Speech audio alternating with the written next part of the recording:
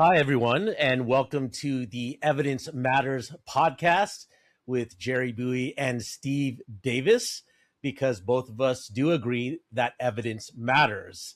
Welcome to our inaugural podcast, and we'll be talking about DIY collections. We are both digital forensics practitioners and want to talk about the hot topics of the day as it relates to our field. Steve, how do you define DIY when it comes to collections? Yeah, it's funny. You said something in the intro and it totally just got me storytelling. And I know we have a finite amount of time, so I'll make it a quick story. But my wife is convinced, I don't know where she got the evidence, that I'm actually good at fixing things. So she had identified one of the commodes need to be fixed across the house. So she said, well, there's obviously something you can do. No reason to spend money on it. And I did a pretty good job. Took the commode out, put the new one back in, and I was securing it to the ground. I ran out of washers, so I grabbed one from the garage. Unfortunately, all the washers I was utilizing were rubber, and this one was metal. You can see where it's going. Trying to affix the porcelain commode to the ground as I stood up to kind of revel in my abilities, it started cracking down the middle and cost me. I went ahead and hired somebody that knew what they were doing, and it cost me, $1,000 instead of the $100 I thought I was gonna, incur in expenses. And the parallel there for the fact that I'm not very good at fixing things is that sometimes we think we can do things and you really can't, and there's a whole variety of reasons why that happens. And it's not that anyone's evil or nefarious or bad or uneducated. It's just that it's very much of an idiosyncratic background to be able to do what you do and I've done. And that is go in and be able to utilize the right tools, the right techniques with the right knowledge base, recording things contemporaneously so that you have evidence of it later. And I think if you don't have all those belts and suspenders on and you don't hire a forensic practitioner that's licensed to do what they're doing, sometimes you fall short. And maybe it's not a crack in porcelain, but maybe it's an argument in court someday about authenticity or spoliation. Yeah, I love the analogy because, like trying to fix a commode, it can be dirty work. And two, it's really us getting into the plumbing of the data, right? And, you might think instinctively that an IT department at the corporation who has access to these systems, who might know the data well, could be fully capable of a DIY forensic collection. Help us distinguish, Steve, or understand why a forensic lens on a data collection might be different from an IT lens on the same task. Yeah, great intro and great argument about this, because that's probably the most common thing people ask us who our competitors are. I typically say it's do it yourself. Like, it's typically not that there's 100 other companies that do what we do in our lane. It's more likely that there are people that have some aptitude from IT. And you got to remember that IT people are really about testing solutions, ensuring continuity and availability of systems for practitioners internally to be able to do their jobs. So their job is very much of keeping things up and running, and not so much about forensics, which is going in and like you say, digging below the surface. I think of it as Stranger Things, the show on TV, where you have the upside down, the upside down world, which is where all the creatures live. Well, that's kind of where our forensic artifacts live, is the upside down for us. And so you've got to have the right toolkit, which there's no reason an IT person would have that, to be able to get the granularity and visibility into those artifacts. And then the training. And this is where kind of your experience, you and I talked off camera not too long ago about a project. And what I said was, I need somebody that's been there, done that before, and has experience utilizing both the tools and understanding what data sources they're up against and what they might not be able to see on the surface that they have to dig further for. Yeah, that's a really good point. You mentioned forensic, right? I mean, we call it a forensic collection because we are collecting forensic evidence. And so we do inherit some practices from law enforcement, which an IT person doesn't necessarily have exposure to. It's all of that chain of custody documentation and treatment of the metadata belonging to the files. And more importantly, like you mentioned, there are artifacts that are not obvious to collect or to preserve as part of a litigation or investigation or regulatory response scenario. So there are some different practice areas and knowledge areas that a forensic practitioner might have. But other than kind of the appropriateness and familiarity with industry best practices, there's also for the corporation who might be the end client for our law firm clients, for example, and we might engage with them directly, there is a risk mitigation component, right? Steve, you don't necessarily want your IT personnel who have no past experience in testifying to defend a collection methodology or stand up to the scrutiny of cross examination on the stand, defending your company and defending the way that you preserve this data. Is that right? Yeah, I mean that's a great point. The independence and objectivity that you bring to the table and that ability to communicate it, because you're going to need the words and the experience to communicate to stakeholders. Those stakeholders may be partners at law firms, they may be C-level individuals, they may be IT or compliance individuals at a corporation, and you've got to speak the vernacular of all those different parties and be able to communicate in a finite period of time what we've done, why we did it, and what the end analysis shows.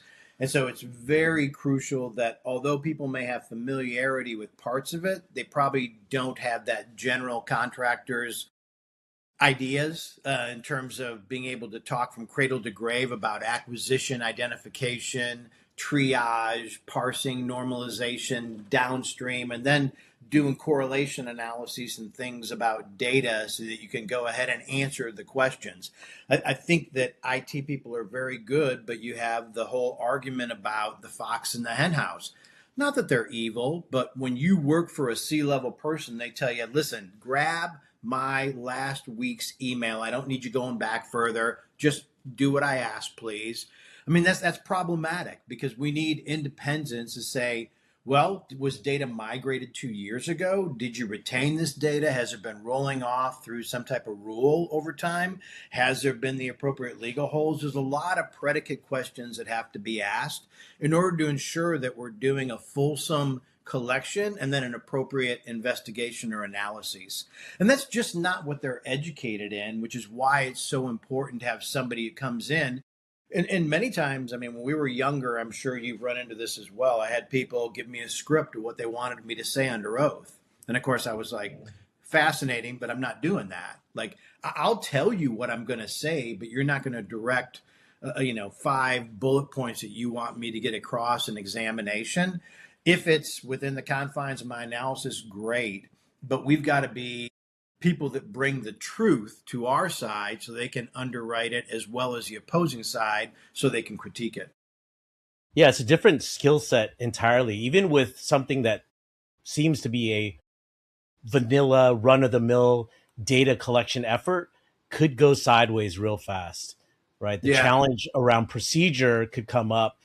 That's always a chance that the procedure will be scrutinized and challenged. And you really have to have the experience and the wherewithal to articulate those things. So practice makes perfect. And, the testifying expert witness skill set is something that's going to be foreign to a lot of IT personnel. So that DIY collection could really shift quickly depending on the evolution of the case. And Yeah. so I think the strategy should always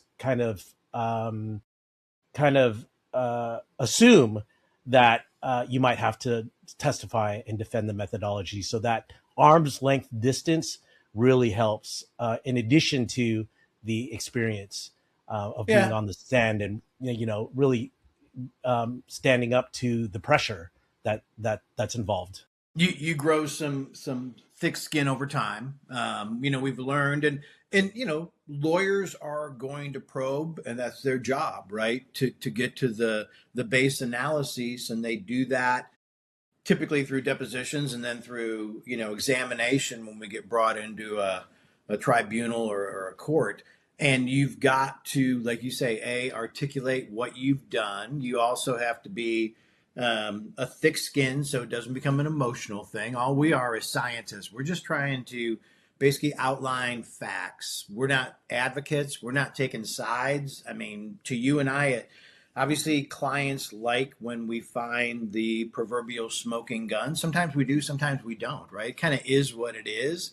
But I think that when you can tear down that advocacy and they see that you're really kind of walking down the middle of the road and you're just telling them the truth, the very best you can based on what you've examined and the evidence you've been able to gather and then underwrite, I think it kind of softens some of that blow and some of the angst and anxiety that goes on. And people don't necessarily try to attack conclusions so much because they know you're really just trying to do your job and disseminate to the best of your ability what you have uncovered. Let's shift gears a little bit, Steve. There is the IT person that's often asked to do a self collection for the end client at the corporation, but the law firm is also involved in DIY collections. There are eDiscovery or forensic level practitioners inside the law firm. And so, what do you think about the law firm personnel performing DIY collections? Great. I call it the doctor doing his own investing. Doctors make a lot of money, and over time, they kind of figure, listen, I've got a medical degree, very bright person. I understand oncology. There's no reason I can't understand options or buying stocks and bonds. And the reality is, it's not cross functional. It's not that because you're smart in one area, you necessarily can do it all. With a law firm, yes, they have people that are probably as bright, if not brighter than you and I, and probably have a lot of the same toolkit. But those entities, those parts of enterprises that attempt to do this, a lot of times they don't have the basics in terms of an evidence vault. We're going to store a bunch of data. Preservation is a huge part of what we do. Underwriting, analysis, investigation is too. But a lot of times they don't know what's going to happen. So early on in the case, we'll preserve hundreds of images, 50 phones, Slack environments, you name it. And, we're talking about cases every hour, every couple hours that our business development people bring in. So that's a lot of data. And law firms aren't really created to house all that data, monitor that data, intake the data, ensure it remains there, making sure that you have backups and disaster recovery associated with it. Their job at law firms a lot of times is to minimize the amount of data they hold on, not maximize it. So it creates an issue over time in every single case, right? As you get older, you learn the cases, some of them last weeks, some last years. And I have no shortage of cases that are 3, 5, 7 years ago that we still have to get back to the original evidence. And so it's really not practical with law firms that sometimes are merging and moving and changing and acquiring people, or the individual lawyers are leaving their practice and taking that evidence with them. Nothing's really built in and baked into the pie to allow them to take that data and transition it with them. So it really requires somebody that does this day in and day out. Yeah, and I think that the best practices are actually evolving practices. So best practice day might not be the best practice the next. I think law firms do actually a responsible job in limiting the types of DIY collections that they do. I often see them do like M365 collections, which can be very tricky, but Sure. they do, understand the limits of what they can do, especially if it doesn't involve modern attachments or any real complexity. They do know to reach out to their vendors when needed, and outsource things like mobile phone collections, which are very volatile in terms of best practices. So those industry practices, depending on the stability and kind of the known quantities around certain data sources, I think if you are aware of those limitations and knowing and drawing really clear lines around what you can handle and not handle, then I think that that's possible, right? But it all requires a constant education and some upfront disclosures around what you can and can't do. And I think law firms who have eDiscovery practitioners working behind very well-informed partners will make the appropriate decision there for sure. Yeah. And How I how think yeah, well, I was go just ahead, I was Steve. just saying to to kind of tie the bow on that, when you come to this, what you're highlighting and illuminating is this necessity to converse about it, right? Like, is this a case where it matters or it doesn't? And I always tell people, like, listen, it doesn't cost any money to pick up the phone. Pick up the phone and call us. We'll call you back as soon as we can, and then we'll talk about the merits of how you consume the elephant one bite at a time. And it may be that you're right. The people in house can do it, and it suffices given the fact situation and what they're up against and some of the implications of not hiring a third party independent forensic entity. And then there's other cases where people will fight that battle because maybe they don't have the facts or the law on their side. So they're going to attack the methodology by which you collected the evidence.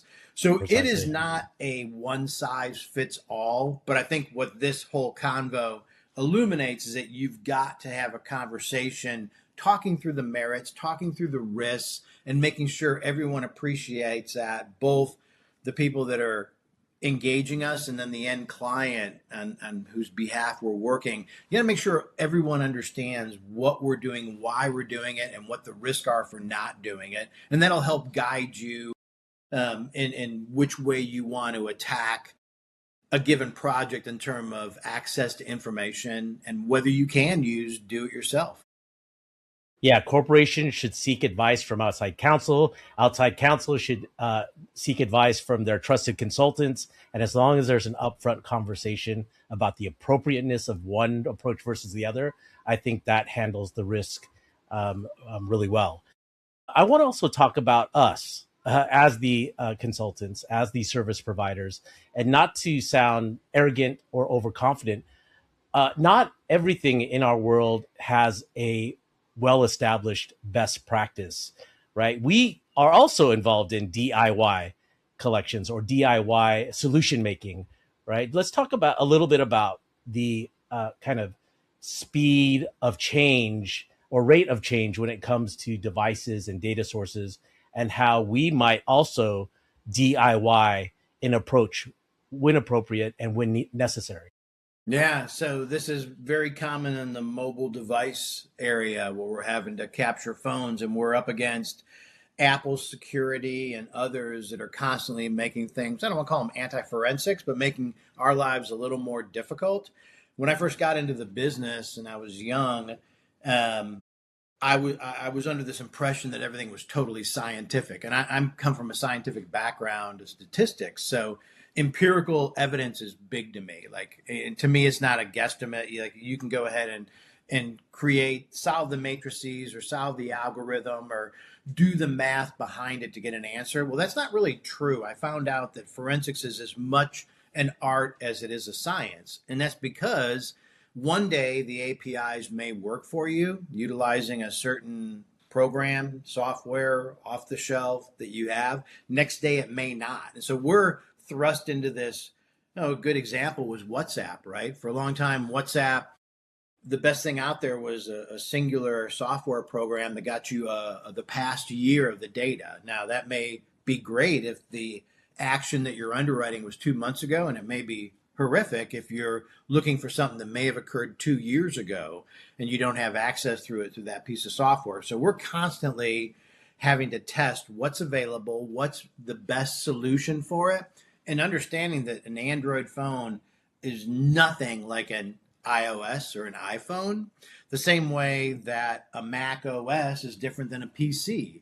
And we talk about, certain forensic artifacts that exist with the Windows operating systems, and when you go to Mac, it's a totally different, kettle of fish that you're trying to attack. So I think we're often having to spend as much time planning to do the collection as we do the collection, because it's not just an easy button and it's not self-evident. When someone says, I have a phone, that's the start of a conversation, not the end of it. Yeah, and all of that work that we do, addressing the challenges and coming up with solutions really puts us in a position to pivot really well, because our baseline experience level gives us access to things that work and don't work, based on past experience. That trial and error really helps us in the long run, as that experience accumulates in one examiner or a team of examiners. All of that becomes institutional, and then ultimately in this industry knowledge. And we share this information. We share these solutions until they become best practices. And of course, in the litigation field, it's bolstered by case law. So if some of these techniques and these approaches are actually mentioned in rulings and have some basis of case law, that also helps in establishing industry best practice. There are some tools that are very well known to the court, and will be de facto, best practices. But it takes time for those things to develop, and it takes time for the consensus to be developed. And so, doing it day in and day out makes a difference, and it allows us to pivot and invent new solutions as they're needed, especially with cloud sources, with apps, and especially now with AI. So I do kind of cheer on those brave souls, those brave forensic experts that are in court and establishing best practices.